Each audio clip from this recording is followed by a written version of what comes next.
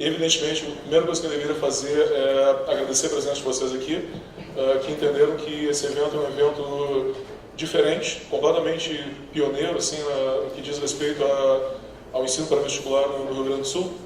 Talvez, que está nesse modelo, os colegas podem concordar, talvez no Brasil. O grande espírito desse evento aqui é o fato de que nós dizemos, vocês ouvem em sala de aula sempre que o vestibular de medicina ficou mais difícil, que é cada vez mais difícil entrar. Isso gera uma pressão que tu tem que estudar mais, tem que trabalhar mais, e isso gera uma pressão em nós também, em que fatalmente a gente tem que também trabalhar mais e, através do exemplo, fazer com que a gente consiga essa aprovação juntos aí. Então, vamos começar com o professor Fábio Catani.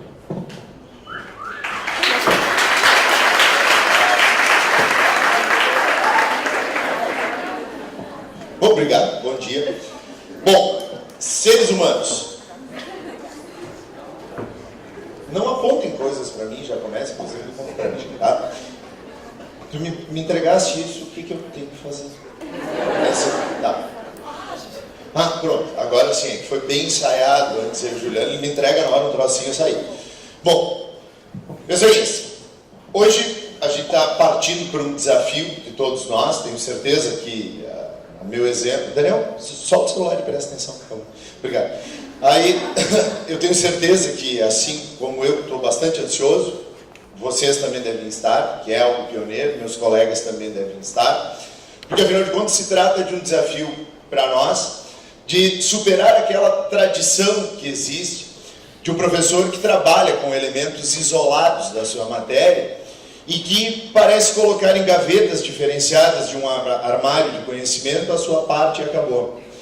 O que o Enem exige de vocês e de nós é que nós superemos aquela característica de um professor que se assemelha à Wikipédia, de que sabe os fatos básicos e é incapaz de estabelecer uma análise multifacetada de determinados eventos.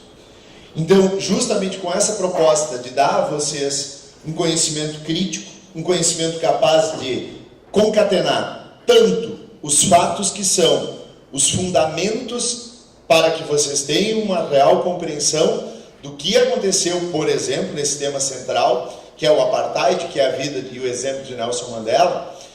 Eu vou começar isso jogando para vocês, não propriamente o que é o apartheid, mas colocando, acima de tudo, as origens desse apartheid.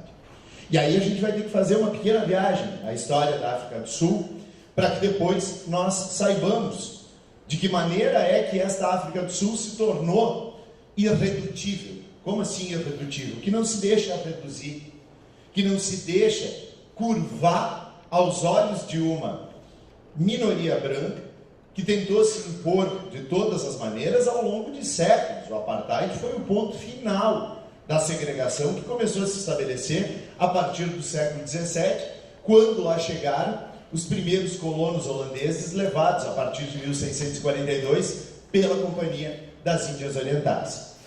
O apartheid propriamente dito, isso não funciona. Funciona. Como?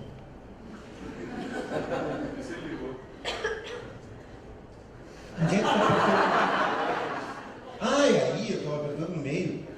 Mas tu ainda cheio de botão aqui, me manda apertar uma, aperta aqui. Bom, criaturas, então vocês já viram que o que vem depois vai ser melhor.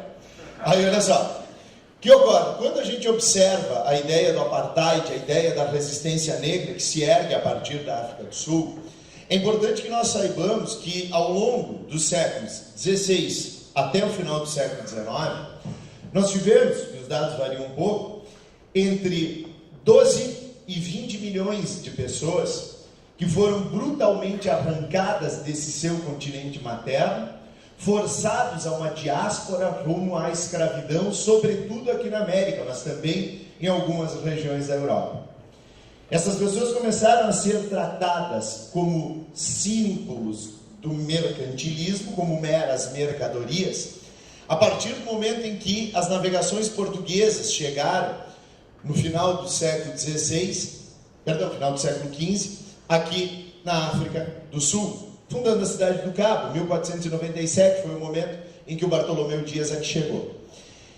Entretanto, nós tínhamos na região sul-africana Já uma população negra bastante ancestral, e claro que eu não vou recorrer até os bosquímanos que chegaram lá, milhões de anos antes do presente, mas me concentrarei na ocupação que foi estabelecida, principalmente pelos grupos Ngu e o grupo Sé, e que depois acabaram se estabelecendo como os grupos predominantes. É evidente que vocês não precisam ter um conhecimento tão aprofundado desse fato, mas o que vocês precisam saber é que havia grupos de pastores, grupos de agricultores, e nós já tínhamos também uma comunidade significativa que já se organizava até mesmo em pequenos estados, chamados bantus, que acabaram depois se transformando nos grupos negros predominantes, tanto é que depois, dentro do período da segregação, nós passamos a ter os chamados bantustões. Esses grupos, eles conviveram harmonicamente durante milênios na África do Sul, sem praticamente conflitos, e criando mais até uma relação de clientelidade, naquela noção feudal de clientelia, naquela noção de aproximação, de vínculo, e convivendo harmonicamente na exploração, tanto da agricultura quanto dos recursos da caça e da criação de animais. Um pequeno comércio interno se estabelecia, nada muito sofisticado, até que chegam primeiramente os portugueses no século XVI, iniciam uma tentativa de ocupação, e nessa tentativa inicial os portugueses fracassaram, quase que abandonaram a região, deixaram apenas uma pequena fortaleza exatamente na região do Cabo. Mas é no século XVII que nós passamos a ter a presença daqueles que se constituíram no grupo promotor do apartheid, que são os chamados afrikaners. A constituição desses afrikaners remonta principalmente 3 grupos europeus: holandeses, franceses e alemães. Todos eles identificados principalmente com características do pensamento calvinista. O século XVI na Europa foi marcado pela Reforma Protestante, foi marcado pela criação do calvinismo, a partir primeiramente da França, depois se constituindo mais efetivamente na Suíça, mas na região da Holanda, que pertencia na época ao Sacro Império Romano-Germânico, surgiu um grupo muito forte de calvinistas, e estes calvinistas acabaram criando a Companhia das Índias Orientais. É a mesma época em que também criaram a Companhia das Índias Ocidentais, que foi responsável pela invasão do território brasileiro, primeiramente na Bahia, depois em Pernambuco.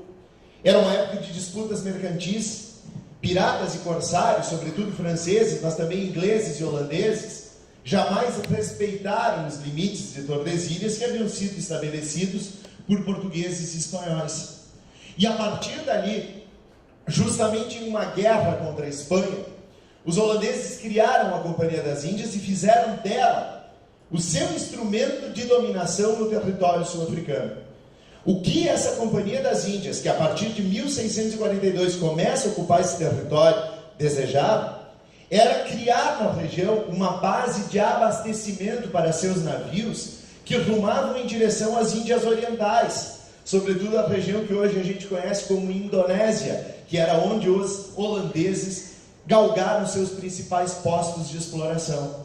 E aí aqueles colonos, e colono, agricultor em holandês, se diz boer, por isso depois vai ter até a guerra dos boeres contra os ingleses. Esses boeres, pessoas que já vinham da tradição agrícola na Holanda, com uma rusticidade na sua produção agrícola, e que foram primeiramente como funcionários da Companhia das Índias para a África, foram os primeiros a terem um contato que não foi propriamente pacífico com as comunidades negras da África do Sul, nativas.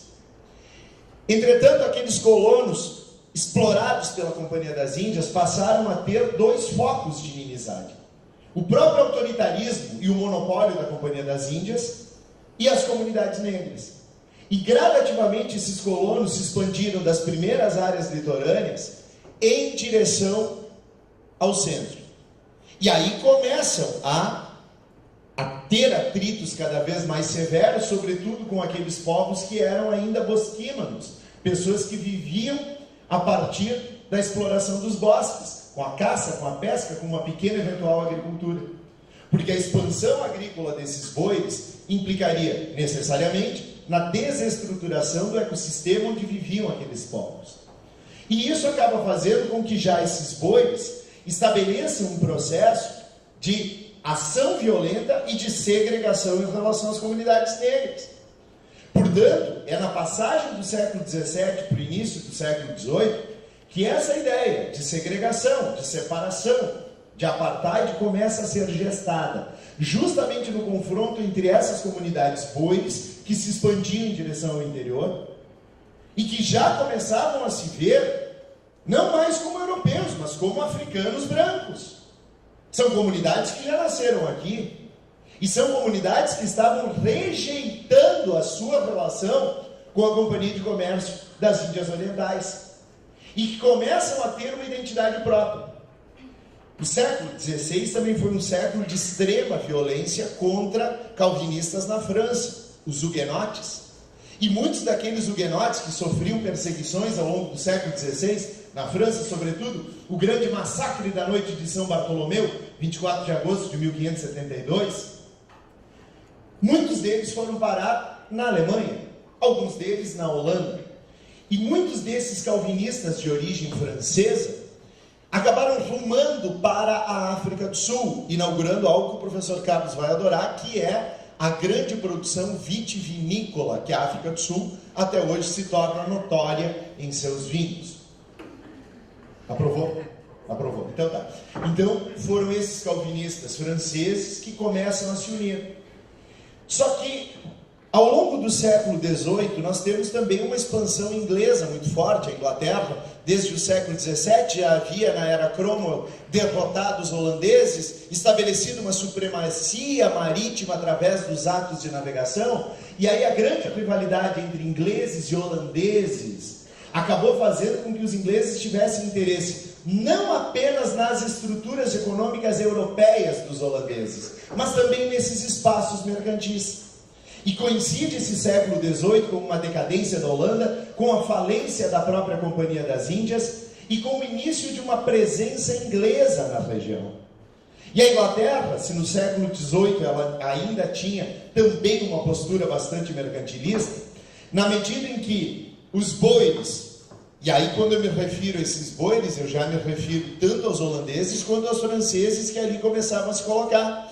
Enquanto esses caras rumam em direção ao interior, ampliando as suas guerras contra as comunidades negras, os ingleses começam a ter interesse no século XVIII aqui na região do Cabo. É uma área estratégica, é a área essencial de passagem em direção à Ásia, é uma área rica. Isso que ainda não se sabia, que aqui na região da África do Sul havia uma quantidade gigantesca de ouro e diamantes. Ouro e diamantes foram encontrados na região só a partir da década de 1860, ou seja, a segunda metade do século XIX, um século depois daquilo que eu estou falando nesse momento. No final do século XVIII, enquanto os ingleses se afirmavam como potência industrial, a Europa era sacudida pela Revolução Francesa, pelo furacão Napoleão Bonaparte, e após o Congresso de Viena, se determinou que a região ao sul da África seria dos ingleses. E aí uma Inglaterra que já tinha um potencial industrial muito maior, estabeleceu uma estratégia que é importante que vocês saibam, porque isso se aplica a todo o Império Britânico no século XIX. E o Império Britânico vocês sempre vão ter nas provas como a Era Vitoriana, a época em que os ingleses alcançaram o seu apogeu imperialista.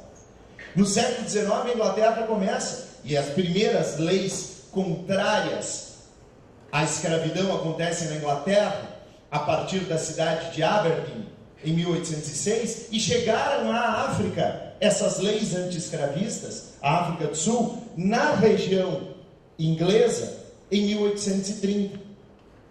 Só que enquanto os ingleses combatiam a escravidão, porque esse seria um instrumento para que eles criassem um contingente de mão de obra livre e capaz de, com seus salários também, se tornar consumidora, compradora dos produtos ingleses, nós temos outras situações por trás. Nós temos os bois que não aceitavam qualquer espécie de participação racial equânime. Os boeres que já se organizavam nas áreas mais a nordeste, criando duas pequenas repúblicas chamadas Orange e Transvaal. E enquanto os ingleses dominavam a região do Cabo, em Orange e Transvaal, os boeres que já começavam a se autodenominar africaners. Percebe, eles já começavam a romper com a própria característica original de serem conhecidos como colonos holandeses. Começavam a ter uma língua própria, inclusive com elementos de inglês, de francês, de holandês, de português e das linguagens negras. Começavam a criar uma agricultura bastante própria, com pouca tecnologia, mas com uma boa capacidade de adaptação ao território, uma produção de cereais muito vastas, e com leis segregacionistas. Portanto, ingleses e esses afrikaners passam a ter uma rivalidade extrema, porque os afrikaners adotavam um modelo fundamentado na segregação, e aí sim estão as raízes do apartheid, nessa segregação estabelecida pelos afrikaners.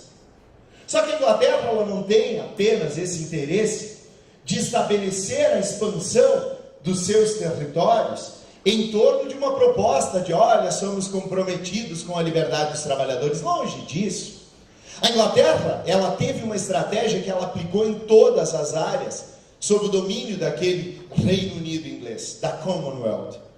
Ela procurava criar burguesias locais. E procurava fazer com que essas burguesias locais se tornassem autônomas. E por isso a Inglaterra acabou criando, de maneira capitalista, uma burguesia branca, ativa, aqui na região sul, mas uma burguesia com extremos laços com a Inglaterra, cujas atividades econômicas dependiam fundamentalmente de uma boa relação com a Inglaterra. Porque a Inglaterra sabia que, agindo dessa maneira, tanto na África do Sul quanto na Índia, por exemplo, ela criava uma elite que tivesse poder local, que imitava os padrões ingleses, até mesmo de vestimenta.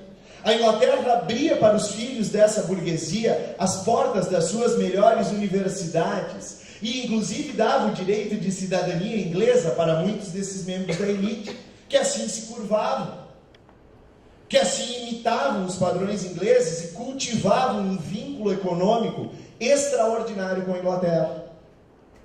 Só que tu tens uma outra África. Tu tens uma África de milhões e milhões de pessoas que são negras e que estão colocadas de maneira dispersa, sendo vitimadas tanto pelo avanço capitalista inglês, quanto pelo avanço territorial dos colonos africanos. E essas populações de Zulus, de Xhosas, de Bantus, essa população dos grupos originais, ela passa a ter atritos cada vez mais efetivos com a presença dos brancos. E aí entra outro elemento importante. A Inglaterra, ela estabelece a ideia da liberdade do trabalhador, mas também acaba como uma maneira para pressionar que o trabalho desses operários, desses trabalhadores, tenha um salário muito baixo. A Inglaterra traz chineses, a Inglaterra traz indianos, para inundar de mão de obra de outras regiões o território sul-africano, para que a oferta de mão de obra seja muito alta e os preços, os valores pagos dos salários para essas criaturas sejam muito baixos. Então nós temos aí a criação de um pequeno mosaico étnico. Tu passas a ter asiáticos, há uma comunidade indiana muito grande, e não foi só na África do Sul que a Inglaterra fez isso, espalhou uma comunidade indiana muito grande na região do Sudão, espalhou uma comunidade muito grande na região de Ruanda, na região de Uganda.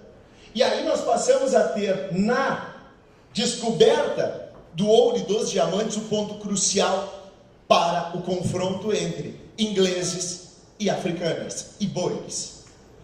Quando a descoberta das jazidas de ouro e diamantes na área de Orange e Transvaal, os ingleses avançaram com tudo. E a partir daquele momento, a guerra entre boeres e ingleses, extremamente tensa, porque afinal de contas, com um conhecimento muito grande do território, aqueles africanos, e com um sentimento nacionalista muito forte, eles se identificavam, lembra, como africanos brancos, não mais como descendentes europeus. Aqueles africanos organizaram guerrilhas, chegaram a impor derrotas aos ingleses, mas diante do potencial militar e tecnológico inglês acabaram sendo presa fácil. No começo do século XX, nós tivemos a vitória definitiva dos ingleses em 1902, terminada a Guerra dos Bois, e aí a Inglaterra, de maneira hábil, de maneira maquiavélica, procura estabilizar a região. Não era bom para os ingleses, na exploração das minas que faria, e com a própria necessidade de uma produção agrícola que não é apenas atraente para a exportação, mas também para abastecer as dezenas de milhares de trabalhadores que atuavam nas minas. A Inglaterra quer pacificar a relação com esses africanos. E aí foi criada a União Sul-Africana. Com a União Sul-Africana, dava-se inclusive direito a algumas constituições autônomas nas regiões de domínio africano, como as regiões de Orange e Transvaal. Por outro lado, em 1912, a consciência negra já tomava conta da grande parte daquela população banta, e em 1912 foi criado o Congresso Nacional Africano. Antes que algum maluquinho me pergunte, gente, o Mandela nasceu em 1918. Calma, não começa a dar a liderança no movimento africano para ele antes dele nascer. Outra coisa, em 1920 teve uma grande greve que levou 40 mil negros a tomarem as minas na África. Em 1920 o Mandela tinha 2 anos, ele também não liderou essa greve. Tá? Você falou em África do Sul, Mandela. Aí o Mandela foi o cara que resistiu aos portugueses quando eles invadiram aqui em 1497. Deu uma voadora no Bartolomeu Dias. Não, calma. Aí olha só, criaturas, outro elemento interessante.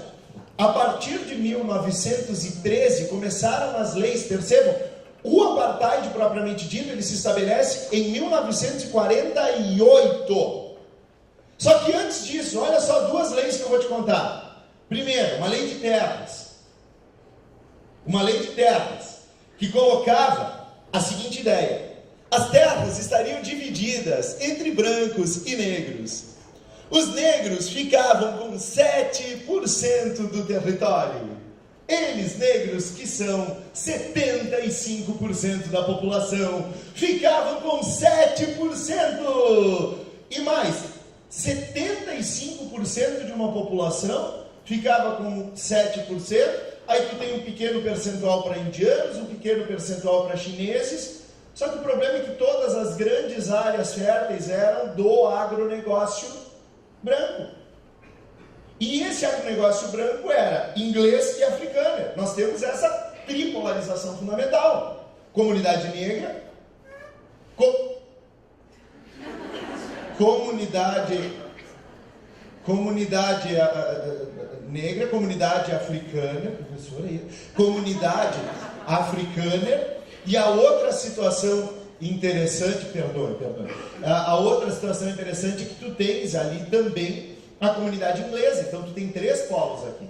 Tu tem os ingleses que têm a rivalidade com os africanos em termos políticos e econômicos, e tu tem uma comunidade negra segregada que se organiza. Essa lei de terras, ela já estabeleceu uma segregação racial completa na ocupação da terra. E em 1923 vem aquilo que se torna mais visível para todos nós. É uma lei urbana. É uma lei urbana que determinava o seguinte: que os negros não poderiam ser proprietários de casas em cidades brancas. E, portanto, os negros, para poderem morar numa cidade em áreas chamadas townships, que acabaram dando origem às grandes favelas, como Soweto, como Chaperton, essas town hills, elas seriam colocadas somente para pessoas que estivessem trabalhando há 15 anos em várias empresas, ou há 10 anos numa mesma empresa. Aí uma pessoa negra poderia especificamente viver na cidade. Perceba que essas leis são bastante anteriores ao próprio regime do apartheid. E em 1920 começam 2 elementos interessantes. Quem começa a se unir ao movimento negro é a comunidade comunista. Enquanto que, Diante da Primeira Guerra Mundial, nós tivemos efeitos econômicos catastróficos para o fechamento de mercados, tivemos uma redução drástica no valor do próprio ouro, e isso acabou significando o surgimento de movimentos que se assemelham ao fascismo também na África. Uma extrema-direita nacionalista, comandada por esses africanos, se organizam, eles até chegam a se unir a um partido trabalhista que era da burguesia local, e na década de 20 eles criam aquilo que ficou conhecido inclusive como um pequeno milagre econômico africano. Há um crescimento econômico acelerado, há uma capacidade de fortalecimento, só que para que isso funcionasse era necessária uma exploração extrema do trabalho das comunidades africanas. Tensões ocorreram nos anos 30, vem nos anos 40 e se reforça esse protecionismo dos africanos, e terminada a Segunda Guerra Mundial, o mundo caminha para a bipolarização. E eu afirmo categoricamente para vocês, quem deu sustentação ao regime do apartheid foram os ingleses, foram os alemães ocidentais e foram, acima de tudo, os Estados Unidos da América, que depois fazem o demagógico discurso de valorização da figura do Nelson Mandela, mas que em 2008, o já presidente da África do Sul, Nelson Mandela, foi proibido de pisar nos Estados Unidos. Proibido de pisar nos Estados Unidos porque foi qualificado como terrorista. Novembro de 2008. Só voltou depois de um apelo da própria ONU. Mas, estou recém começando. Aí o que acontece? Não, estou brincando. As leis do apartheid, elas se estabelecem em 1948 com algumas coisas interessantes. A primeira delas, se estabelece uma lei de casamentos que proíbe que exista o casamento entre negros e brancos. A segunda já é a lei da imoralidade, que proíbe relações sexuais entre pessoas de grupos diferentes. E aí entra outro elemento interessante. Na década de 50, aí já aparece a figura, sim, do Nelson Mandela, na liderança do CNA, estabelecendo primeiramente uma Carta da Liberdade, que foi o primeiro grande manifesto em 1956 para uma África do Sul inteira, e que contou com a participação de milhares de brancos que não aceitavam aquela política segregacionista, mas que foi liderada fundamentalmente pelos nossos simpáticos homens negros do CNA. E diante da intransigência do governo do apartheid, Nelson Mandela e outros membros do CNA fundaram o Lança da Nação, um movimento que usava táticas de guerra, táticas violentas, das quais Mandela nunca se arrependeu, que fique claro. Ele faz a opção pela negociação pacífica a partir do momento em que nos anos 80 também começa a ser ouvido. Porque senão ele defendia sistematicamente que essas práticas acontecessem, porque nós tivemos massacres dantescos nos anos 60, o massacre de Sharpeville, quando aquela comunidade negra que estava se rebelando contra a lei dos passes de 1952, quando as pessoas eram obrigadas a andar com passes para poderem frequentar o seu ambiente de trabalho, e que só saíam das áreas conhecidas como as town hills, aquelas grandes favelas, com o passe. E nos anos 60 também foram criadas espécies de reservas territoriais para os negros, os bantustões, criando uma condição quase de isolamento, eram quase como zoológicos humanos colocados para aquelas pessoas, porque elas não tinham o direito de ir e vir. Uma reserva indígena dá ao índio o direito de ir e vir. O negro não tinha no Bantustão o direito de ir e vir. E a partir daquele momento, massacres, como o massacre de Sharpeville, a luta contra a lei dos passes. E aqui estão mulheres negras reivindicando o direito de livre passagem. Depois, nos anos 70, nós tivemos o maior de todos os massacres, o massacre no Soweto, quando 600 pessoas morreram depois que crianças saíram às ruas se negando a ter aulas em inglês e exigindo que as aulas, em inglês e em africano, exigindo que as aulas fossem dadas nas suas linguagens tribais. Após esse massacre, e aí Nelson Mandela já estava na prisão desde 1963, preso, depois condenado em 64 à prisão perpétua, esses massacres começaram a chocar a comunidade internacional. E mesmo aqueles tradicionais aliados do regime do apartheid, nos anos 80 começaram a pressionar. Nos anos 80, a África do Sul mergulha numa crise profunda. Os anos 80 foram de uma crise econômica generalizada, ficaram conhecidos como a década perdida. E a África do Sul, ela tinha 4 grandes elementos aí. Primeiro, uma drástica redução no valor do ouro. Segundo, os grandes custos para se sustentar a repressão a esse regime sangrento e segregacionista do apartheid. Terceiro, o boicote internacional, porque a África do Sul, em 1984, decretou a moratória da sua dívida externa. E aí é que Ronald Reagan, Margaret Thatcher e Helmut Kohl, o premier da Alemanha, o chanceler alemão ocidental, decretaram embargo à África, mas nenhum deles cogitou jamais retirar Nelson Mandela do cárcere. Enquanto isso, as leis de um camarada chamado Pieter Botha, que era então presidente da África do Sul, e que promovia uma sangrenta guerra em Angola, uma guerra civil. Uma das grandes guerras da Guerra Fria foi a Guerra de Angola, onde os soviéticos, através de Cuba, mandavam soldados, e os norte-americanos e ingleses, através justamente da União Sul-Africana, sustentavam a UNITA, que era da extrema-direita, para combater o MPLA, o Movimento pela Libertação de Angola, que era de esquerda. Essa África do Sul começa a fazer as primeiras leis para diminuir o regime do apartheid. Em 86 já se elimina a lei dos passes. Em 86 acabou a lei do casamento interracial e a lei da imoralidade. Mas foi com a eleição de Frederick de Klerk que nunca em sua própria campanha eleitoral mencionou a ideia de dar liberdade a Nelson Mandela, mas que no dia 2 de fevereiro de 1990, um mês depois de tomar posse como presidente, e aí ele diz claramente: tive que ficar quieto acerca das minhas ideias para que os conservadores segregacionistas não me atacassem. Mas no dia 2 de fevereiro ele liberta quase 1.000 presos políticos, dentre eles Nelson Mandela. Ele extingue de vez o apartheid. E aí, com a libertação de Nelson Mandela, nós nos encaminhamos para a pressão pelo voto igualitário, pelo voto para todos, e nos encaminhamos para uma ideia das primeiras eleições multirraciais. E a vitória de Frederick de Klerk e de Nelson Mandela foi a vitória, acima de tudo, da humanidade.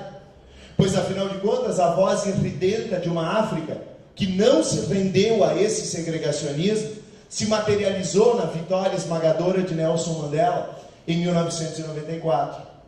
E se existe algo que essa figura icônica de Nelson Mandela nos deixa, é justamente o legado de que, acima de qualquer discriminação de raça, existe a capacidade do homem, no centro de uma própria engrenagem que lhe oprime, conseguir inventar os mecanismos de resistência, conseguir despertar em criaturinhas que não têm nada a ver com a sua cor da pele, mas que representam exatamente a ambição de um futuro em que as pessoas consigam se ver simplesmente dentro daquilo que eles mais têm de humanidade e não com a pele que o traveste ou a roupa que o traveste. E deixo vocês mais com a imagem de Nelson Mandela, uma figura icônica que depois sua trajetória histórica vai ser abordada pelo Carlos. Então toda essa origem do apartheid, essas leis segregacionistas, foram sustentadas sim dentro do período da Guerra Fria por toda uma estrutura de interesses econômicos e políticos pelas potências ocidentais. E é bem verdade que enquanto se fazia as primeiras repressões ao apartheid, Margaret Thatcher nos bastidores pressionava as demais nações para manterem boas relações com a África do Sul, mesmo enquanto a África do Sul matava milhares de pessoas sangrentamente pela sua condição de cor. História é isso, é a luta para que ninguém se esqueça. Certo? Obrigado.